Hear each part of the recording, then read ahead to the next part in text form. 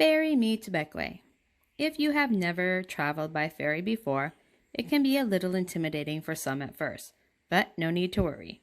Hopefully this video will help ease your mind and answer a few of the most common questions that people have. The ferry is a lifeline of the Grenadines and the main way that people and goods travel between St. Vincent and the other Grenadine islands. The most common route is between St. Vincent and Bequia, which is approximately 12 miles apart. The ferry runs 7 days a week, several times a day, with limited hours on Sundays and holidays. The best place to check the times is on the Bequia Express or the Admiral Express ferry websites, as those are the only two ferry companies that sail this route. Keep in mind, you are in the Caribbean, so times are not exact. The ferry will never leave early or before as scheduled, but it might leave slightly after if there are some loading delays. So, if you're on a 9:30 ferry and it's 9:40, don't stress, it will eventually move. It is always good to be about 10 to 15 minutes early, but there's no need to be earlier than that. To take the ferry, all you need to know is the time and location of the main wharf, as tickets cannot be purchased in advance. And no, don't worry, it never fills up, so you will have a space.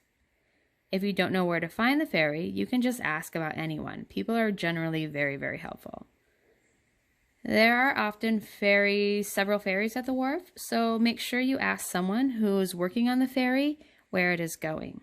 The Bequia Express 1, 3, and 4, along with the Admiral Ferry, all go to Bequia. The ferry will be white and orange or white and green. Do not get on the white and black ferry if you want to come to Bequia. Yes, I did learn this the hard way. Once you get to the ferry, simply walk on and pay. The cost is 20 to 25 BC, one way depending on the ferry, which is about 10 US. If you have luggage, groceries, or even a vehicle, you can also transport these items. Each ferry is slightly different in design, but all have an outside open air seating and options for air conditioning.